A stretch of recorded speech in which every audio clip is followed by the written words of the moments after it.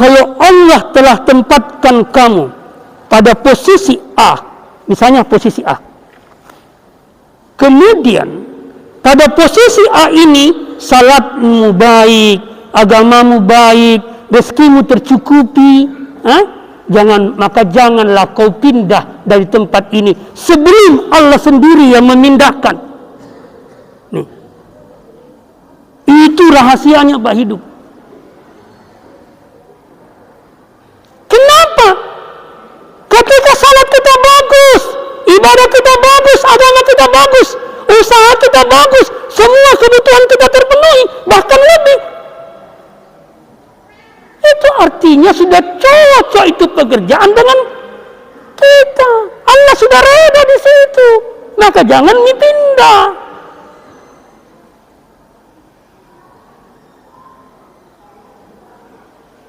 Itu rahasianya.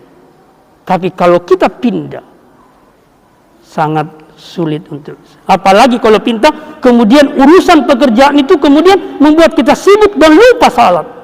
Terlalai kewajiban. Itu isyarat bahwa pekerjaanmu tidak diredai sama Allah Subhanahu wa taala. Baik, yang kedua, peristiwa yang kedua yang mendahului Isra Mi'raj adalah dada Nabi dibedah untuk yang ketiga kalinya. Jadi sebelum Isra Mi'raj, dada Nabi dibedah untuk yang ketiga kalinya. Pembedahan pertama sebelum diangkat menjadi Nabi waktu kecil. Di situ dikeluarkan oleh Jibril darah yang kata Jibril, inilah darah yang bisa ditempati oleh iblis. Dikeluarkan dari dada Nabi. Karena itu Nabi tidak pernah bisa dipengaruhi oleh iblis. Tidak pernah. Sudah ditarik keluar. Kita ini pintu hati kita terbuka terus. Begini kita hatinya. Kira-kira hatinya begini. Di sini mulutnya iblis. Kalau hati ini kosong dari zikir kepada Allah, maka iblis menguasai ke dalam. Iblis hanya keluar terlempar kalau hati dipenuhi dengan zikir kepada Allah. Itu pembedahan pertama. Pembedahan yang kedua ketika Nabi mau diangkat menjadi Rasul. Untuk apa dibedah? Supaya kalbunya siap menerima beratnya wahyu. Maka dibedah, dipersiapkan. Pembedahan yang ketiga ketika dia Isra dan Mi'raj. Apa yang terjadi pada pembedahan yang ketiga ini? Nabi Jibril membedah dada Nabi, lalu menuangkan hikmah dan keimanan.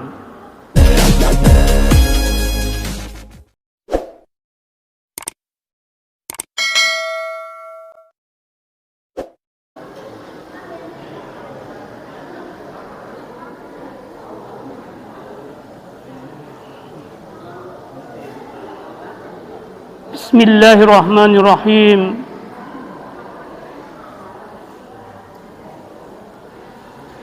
Alhamdulillahi rabbil alamin hamdan katsiran kama amar.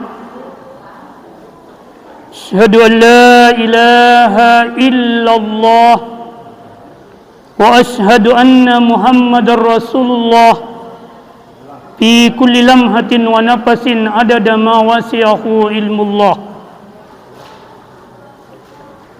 Walhamdulillahilladzi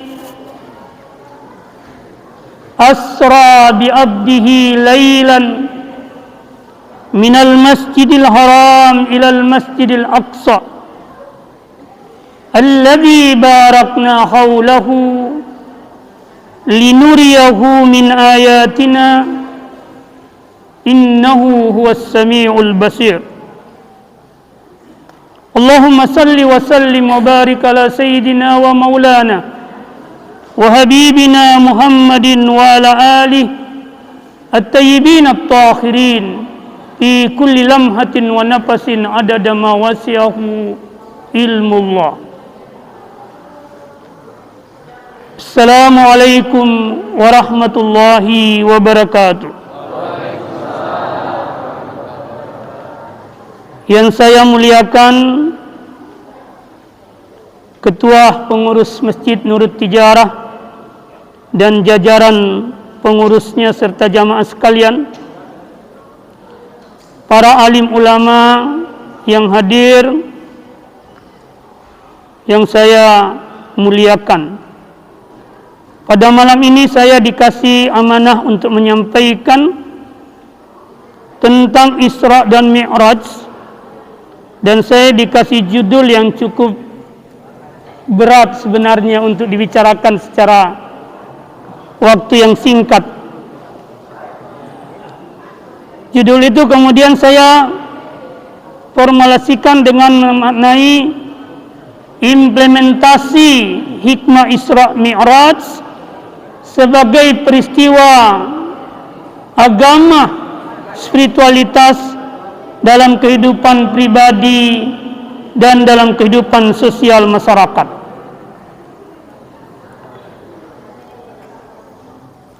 Pada dasarnya, setiap ibadah yang disyariatkan oleh Allah Subhanahu wa taala itu memiliki 3 tahapan. Tahapan pertama disebut tahapan dari makhluk menuju Allah. Itu tahapan pertama. Dari makhluk menuju Allah.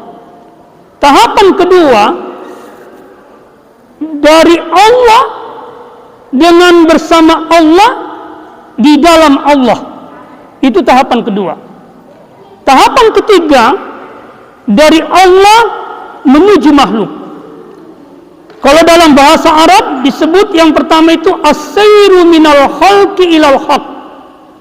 Kemudian yang kedua disebut as-sayru bil haqqi bil haqqi. Dan yang ketiga as-sayru minal haqqi ilal khalq. Sederhananya mungkin seperti ini. Yang dimaksud perjalanan dari hamba menuju Allah, lewat hamba kita bisa mengenal Allah Subhanahu wa taala. Lewat hamba kita bisa mengenal Allah. Lewat ciptaan Allah kita bisa mengenal Allah. Karena memang kita semua ini diciptakan oleh Allah sebagai alat untuk mengenalnya. Itu tujuan utamanya. Maka ketika saya adalah ciptaan, maka ketika saya melihat diri saya, sejatinya saya mengenal Allah lewat diri saya. Kalau saya tidak mengenal Allah lewat ciptaan dan perbuatannya, maka perjalanan itu gagal. Perjalanan hidup itu gagal, Bapak.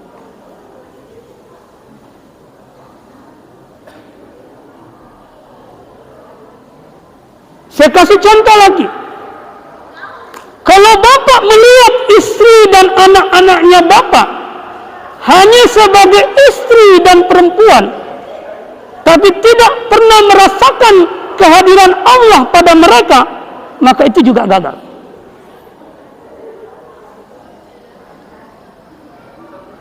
Maka lihatlah istri dan anak-anak Bapak sebagai ciptaannya Allah. Maka kalau Bapak marah kepadanya, ada yang meremnya. Apa yang meremnya? Dia ciptaan Allah. Kasihi ciptaan Allah. Itu perjalanan pertama. Hakikat perjalanan pertama itulah Isra. Kemudian perjalanan kedua dengan Allah, pada Allah, bersama Allah, kemudian di dalam Allah, itulah sembahyang.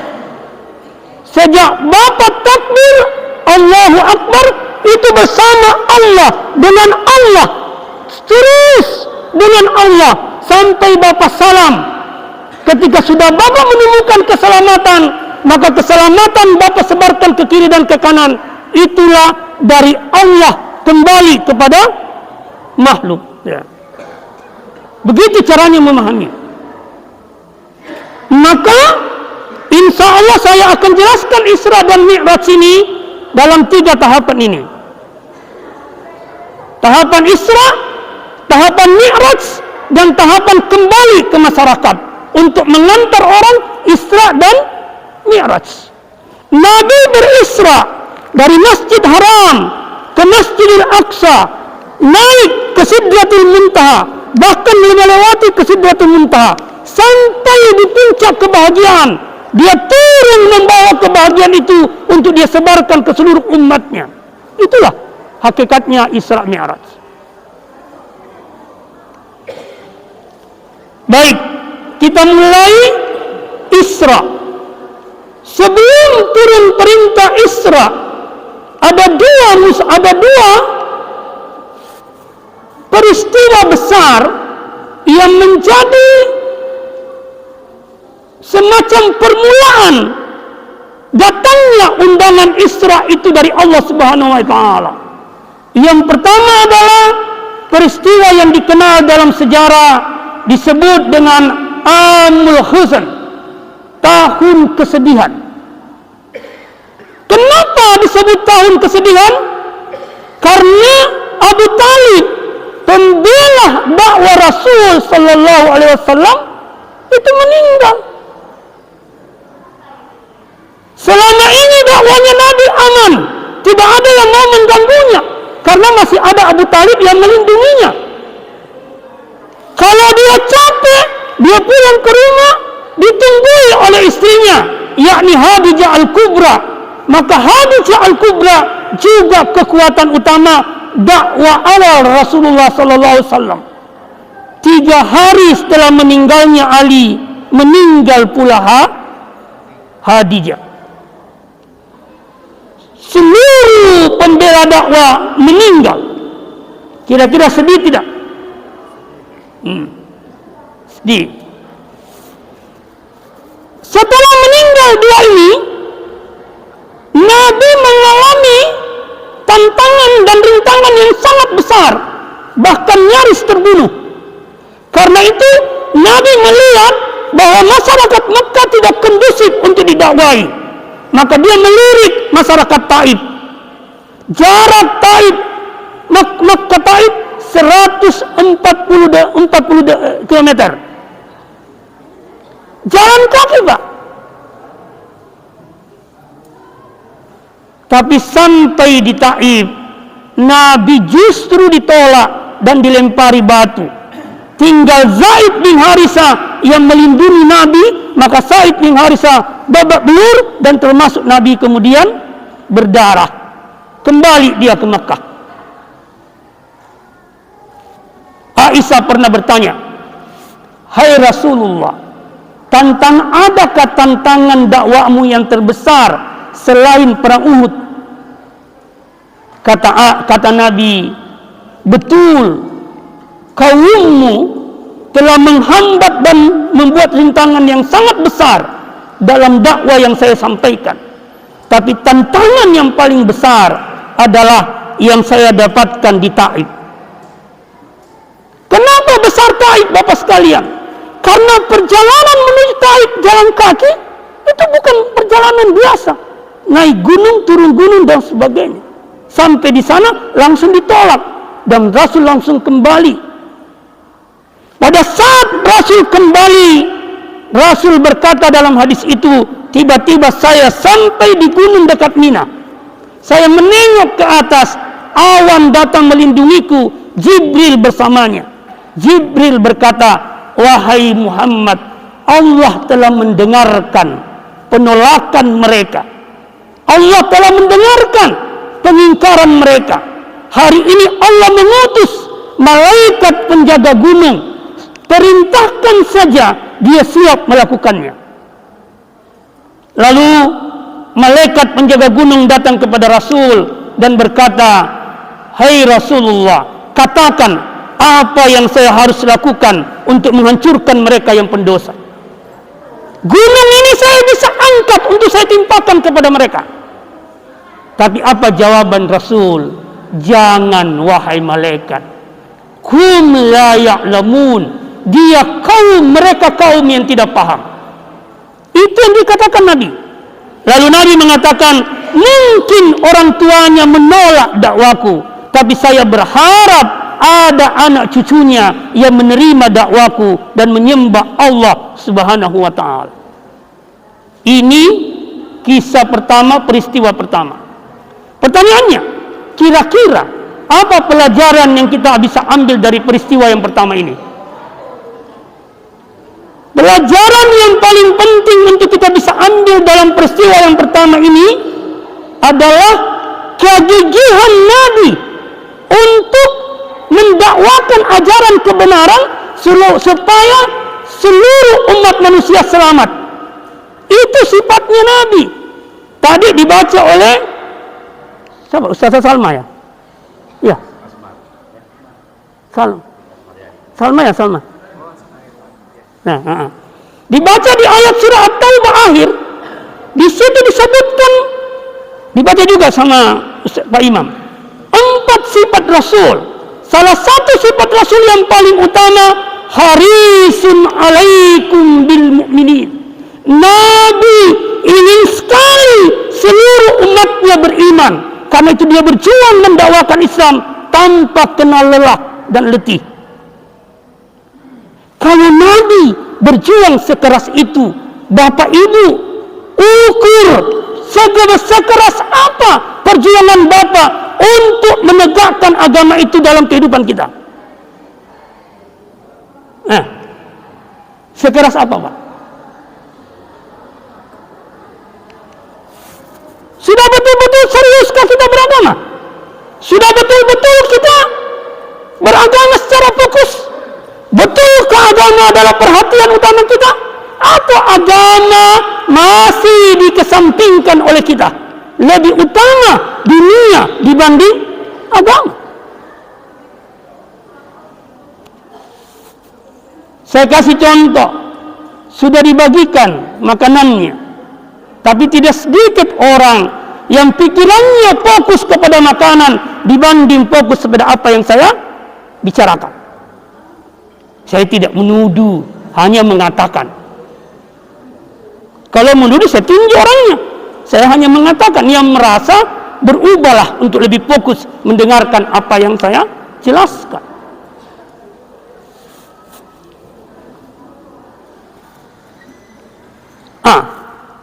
Kita kembali. Jadi fokuslah menegakkan agama Allah seperti Nabi fokus mendakwakan agama itu. Karena itu Al-Quran menyatakan di dalam surah Ar-Rum ayat 43. Fa'akim wajhaka lid-dinil qayyim. Hai manusia hambaku, tegakkan agama Allah yang lurus. Min qablu an ya'tiya yawmun la maraddalah min Allah. Min qabli an ya'tiya yawmun la maradda min Allah. Sebelum datangnya suatu hari yang tidak bisa kalian tolak. Hari apa itu? Hari yang paling dekat adalah hari kematian kita. Jadi Quran ingin berkata, tegakkan agama Allah sebelum kematianmu. Beragama memang mau sebelum kau mati. Tuhan tidak bilang, sehatkan tubuhmu sebelum kau mati. Tuhan tidak bilang, jabatan tinggi raih sebelum kau mati. Tuhan tidak bilang, perbanyak minum nih pengikutmu sebelum kau mati. Tuhan tidak bilang seperti itu. Kenapa? Banyak pengikut, tubuh kuat dan sehat, punya jabatan tinggi, dan semua yang kita miliki sama sekali tidak pernah berguna kalau tidak dicahayai dengan agama. Tidak akan berguna. Maka Allah bilang, tegakkan agamaku sebelum kau mati. Karena kalau kamu sudah mati, tidak ada lagi alasan. Maka yang dimaksud orang sukses dalam hidup itu bisa dilihat ketika dia sakarat. Sebelum sakarat, tidak ada orang yang sukses. Tidak ada yang bisa dipastikan sukses. Tidak ada, Pak. Karena sukses itu ketika kita sakarat, roh kita dijemput oleh malaikat yang ditugaskan Allah menjemput roh-roh yang harum. Yang kedua, kita ditemui oleh malaikat yang datang berkata kepada kita, salamun alaikum, keselamatan atasmu. Lalu diperlihatkan surga, lalu disuruh masuk ke dalam surga. Itu orang yang sukses. Orang yang sukses hidupnya, ketika dia sakarat, dia ketemu dengan Rasulullah SAW. Dia ketemu dengan guru-gurunya yang saleh. Dia ketemu dengan sahabat-sahabat Nabi yang saleh. Datang kepadanya untuk memberikan bantuan supaya mudah mengalami sakaratul maut. Itu orang yang sukses. Sekarang pertanyaannya, apa yang harus dipersiapkan untuk bisa meraih itu? Satu saja, tegakkan agama Allah dengan baik dan benar. Itu hikmah pertama. Hikmah yang kedua, tadi saya sebut Khadijah. Khadijah itu ketika dia mempersuamikan Rasulullah, dia memiliki kekayaan Makkah seluruhnya 2/3 miliknya Khadijah. Hanya 1/3 yang miliknya dibagi-bagi oleh orang kaya yang lain. Berarti dia paling kaya. Tapi mau tahu, waktu Pak Khadijah Al-Kubra ingin meninggal, Bapak Ibu sekalian, satu kekayaannya Bapak, bajunya dengan 80 sampai 90 tambalan. Tinggal satu bajunya. Seluruhnya sudah dia korbankan untuk Islam. Sampai-sampai Fatimah pernah berkata, Khadijah pernah berkata, ya anakku Fatimah, mintakan serbannya Rasulmu, ayahmu Rasulullah, untuk saya jadikan kain kapan. Karena bajuku ini tidak cukup menjadi kain kapanku. Karena kalau saya tarik ke atas kelihatan kakiku, kalau saya tarik ke bawah kelihatan kepalaku. Maka Fatimah berkata, ya bunda, kenapa bukan bunda sendiri yang memintanya? Kata Khadijah, saya malu kepada Rasulullah sallallahu alaihi wasallam.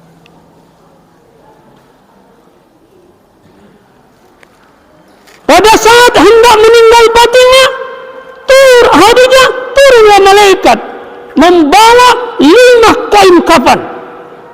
Turun malaikat membawa 5 kain kafan. Siapa turun? Jibril alaihissalam. Lalu dia katakan kepada Rasul, ya Rasulullah, 5 kain kafanmu ini, 1 untukmu, 1 untuk Khadijah, 1 untuk Fatimah, 1 untuk Ali, 1 untuk Hasan. Nih. Lalu Nabi bertanya, mana untuk Husain? Pak Husain itu maksudnya. Bukan Pak Husain ini. Pak Husain itu nanyanya anaknya Fatimah yang kedua. Lalu Jibril menjawab, ya Rasulullah, Husain tidak membutuhkan kain kafan karena dia akan mati dalam kesahidan. Jadi kematian Husain di Karbala 45 tahun kemudian itu sudah ditahu oleh Nabi. Dan yang menarik, ketika Husain meninggal, dia berkata, aku sudah ditunggu oleh kakekku Rasulullah. Berarti dia sudah ketemu sebelum sakarat. Ini orang yang berhasil. Kita jamin diri kita seperti itu? Enggak, Pak. Terlalu jauh. Termasuk yang bilang, Fatimah bin Khadijah mengorbankan seluruh kekayaannya untuk tegaknya agama Allah. Dalam konteks inilah Imam Ali berkata, jangan kau pernah menggunakan agamamu untuk mendapatkan dunia, karena agamamu akan rusak, duniamu juga rusak. Tapi justru gunakan duniamu untuk tegaknya agama Allah. Dengan begitu agamamu akan baik dan duniamu juga jadi baik, kata Imam Ali dalam satu kata hikmahnya. Itu sudah ditunjukkan oleh siapa? Khadijah. Jadi korbankan apa yang kita miliki untuk agama kita, maka dia tidak sia-sia. Sekarang hitung berapa yang kita korbankan untuk agama kita, berapa waktu kita dikorbankan untuk agama kita, berapa pikiran kita untuk agama kita, Berapa harta kita korbankan untuk agama kita? Hitung. Yang mana lebih banyak yang kita nikmati dengan kita yang korbankan? Kalau dia berhubungan dengan tubuh, maka yang menikmatinya adalah nafsu. Sekali ulang, kalau dia berhubungan dengan tubuh, yang menikmatinya adalah nafsu. Saya berbulan-bulan dikuasai oleh nafsu, Bapak sekalian, terakhir ini. Terlalu suka makan.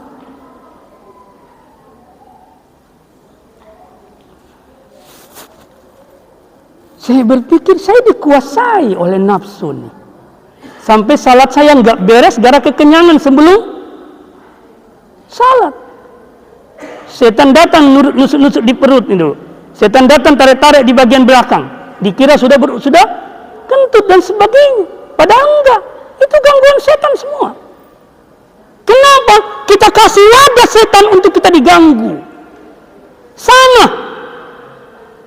Maka pikirkan kembali apa yang kita sudah korbankan untuk agama Allah. Supaya kita berhak dipilih oleh Allah bersama dengan Rasul di sakarat. Nih.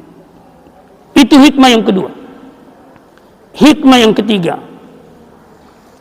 Balaslah keburukan dengan kebaikan. Jangan dengan keburukan yang sama. Dari mana kita ambil hikmah ini?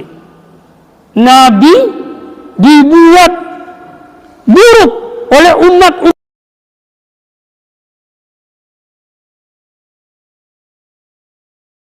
Nabi justru berkata, jangan. Dia tidak tahu. Kalau dia sudah tahu, dia tidak akan berbuat seperti itu. Insya Allah anak keturunannya nanti ada yang tahu lalu beriman kepada Allah Subhanahu wa ta'ala. Maka kunci kedamaian hidup memaafkan orang lain. Kalau susah memaafkan, maka hati pasti susah. Sehebat apapun jabatan kita, kalau hati kita susah, apa bisa tenang? Bapak cari jabatan atau cari ketenangan? Hah? Saya pernah ditawari jadi dekan, Pak. Saya bilang carilah orang lain. Saya sudah tenang sekarang dengan apa yang saya lakukan.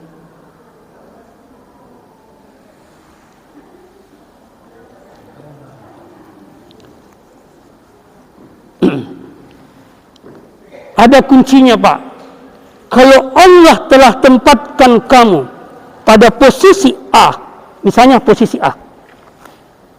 Kemudian pada posisi A ini salatmu baik, agamamu baik, rezekimu tercukupi, maka janganlah kau pindah dari tempat ini sebelum Allah sendiri yang memindahkan. Nih. Itu rahasianya Pak hidup. Kenapa? Ketika salat kita bagus, ibadah kita bagus, agama kita bagus, usaha kita bagus, semua kebutuhan kita terpenuhi, bahkan lebih. Itu artinya sudah cocok itu pekerjaan dengan kita. Allah sudah reda di situ. Maka jangan pindah.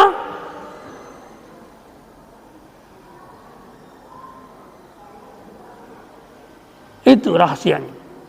Tapi kalau kita pindah, sangat sulit untuk.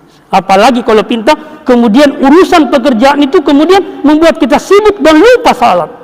Terlalai kewajiban. Itu isyarat bahwa pekerjaanmu tidak diredai sama Allah Subhanahu wa ta'ala. Baik, yang kedua, peristiwa yang kedua yang mendahului Isra Mi'raj adalah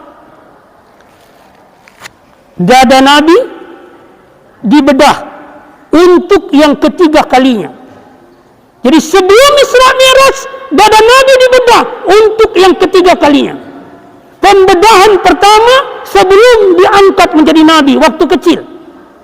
Di situ dikeluarkan oleh Jibril darah yang kata Jibril, inilah darah yang bisa ditempati oleh iblis. Dikeluarkan dari dada Nabi. Karena itu Nabi tidak pernah bisa dipengaruhi oleh iblis. Tidak pernah. Sudah ditarik keluar.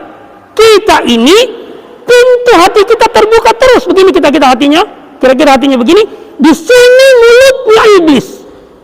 Kalau hati ini kosong dari zikir kepada Allah, maka iblis menguasai ke dalam. Iblis hanya keluar terlempar kalau hati dipenuhi dengan zikir kepada Allah.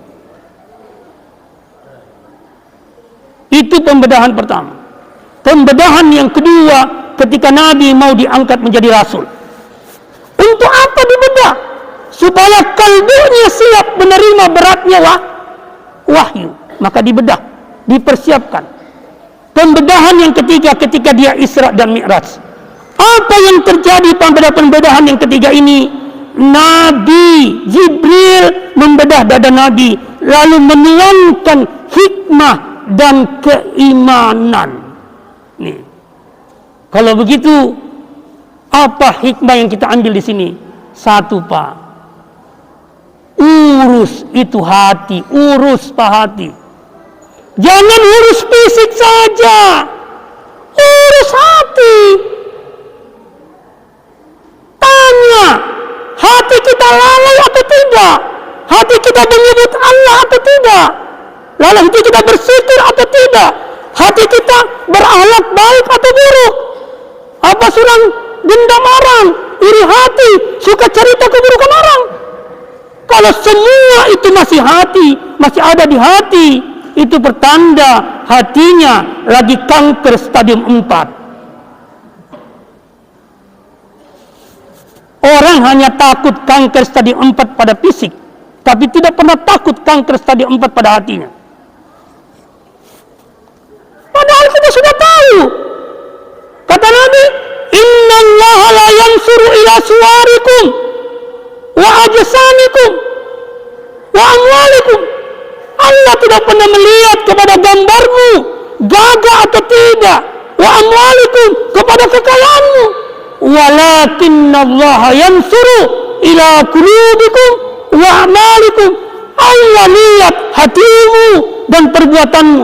Kalau yang diperhatikan Allah hati dan perbuatan, maka seyogianya yang kita perhatikan adalah hati dan perbuatan. Perhatikan Pak, apa yang diperhatikan oleh Allah. Itu kata kunci kehidupan. Perhatikan apa yang diperhatikan oleh Allah. Saya pernah dikasih amanah membuat judul diskusi. Maka saya tulislah judulnya itu stunting fisik versus stunting rohani. Relasi stunting fisik dengan stunting rohani. Tiba-tiba masih di grup ya, apa maksud itu judulnya Ustaz? Maka saya jelaskan, terlalu banyak orang bingung dengan stunting fisik. Sekarang ada program pemerintah tahun 2045 Indonesia emas bebas dari stunting fisik. Tapi adakah program seperti itu bebas dari stunting rohani?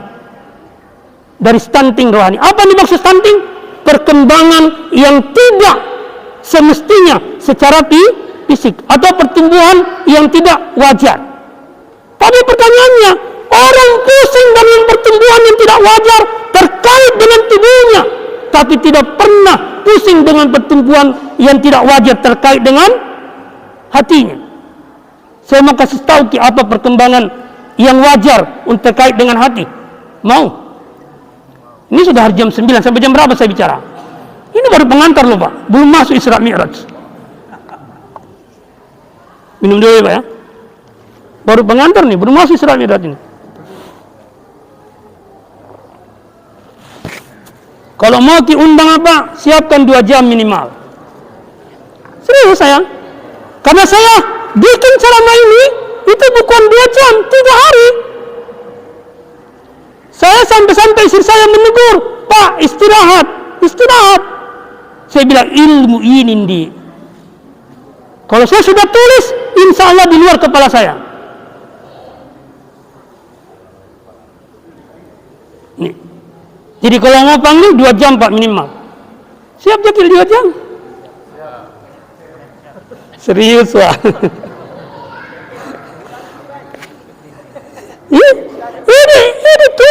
tinggal mati cerita. Saya kembali. Nabi pernah bersabda, "Idza al-abdul muslim, hamba yang muslim, idza balaga arba'ina sanah, kalau umur kehidupannya dia sudah jalani 40 tahun. Tanya diri kita, sudah 40 tahun atau belum? Berapa tahun? 31, 39, 1 tahun lagi 40 tahun. 51. Saya Pak? 68. Iya, nak kena kiro, nak kena tu kiro, matu nak kena mangkin. Idza balaga arba'ina sana, kalau umur kehidupan sudah sampai 40 tahun. Kata Nabi, orang ini kalau dia meninggal di umur 40 tahun, khaffatallahu hisabahu. Allah meringankan hitungan amalnya. Artinya Pak, ketika kita sudah sampai pada umur 40 tahun, seharusnya kebaikan kita sudah lebih banyak daripada keburukan kita, supaya timbangan hitungannya ringan. Saya punya program dulu sebelum saya menikah. 40 tahun mujahid, kamu harus sudah sampai pada tahapan seperti ini. Tapi gagal. Artinya tidak gampang. Lalu Nabi bilang, "Idza balaga sittina sana." Nah, kena Eropa. Kalau sudah sampai umurnya 60 tahun, bagaimana kualitas rohaninya? Rasakahullahu al-inabata ilaih. Allah merizkikan kemampuan untuk selalu kembali kepada Allah dalam segala urusan. Bapak mau bahagia, sandarkan kepada Allah. Mau susah, adukan kepada Allah. Itu orang yang kualitas rohaninya di umur 40 tahun sangat hebat.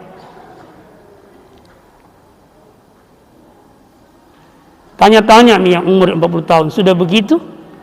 Atau di umur 40 tahun masih sangat terikat dengan dunia? Iza balaga sab'ina sanah, kalau umurnya 70 tahun,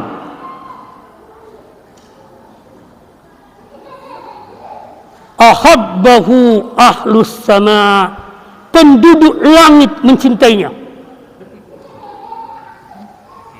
70 tahun. Siapa yang dimaksud penduduk langit?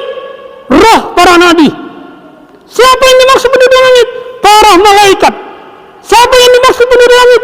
Roh para wali, roh para orang saleh. Itu mencintainya. Dengan kata lain, yang dia cari tinggal cintanya langit, tak terkait lagi dengan cinta dunia. Tapi bukan berarti tidak bisa bekerja, bukan begitu. Tapi dia bekerja karena Allah yang perintah. Kalau umur 70 tahun. Kalau umurnya 80 tahun, bagaimana? Mahallahu sayyiatihi wa sabatah hasanatihi.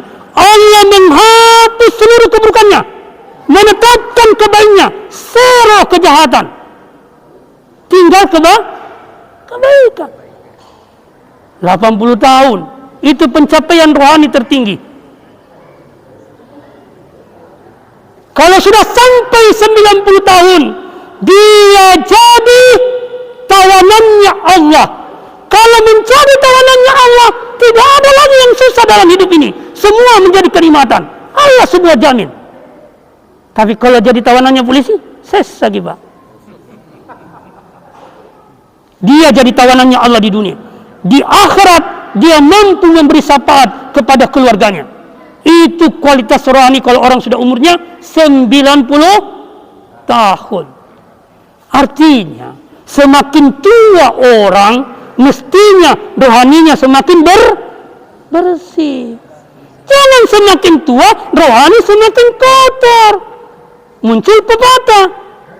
Apa pepatah?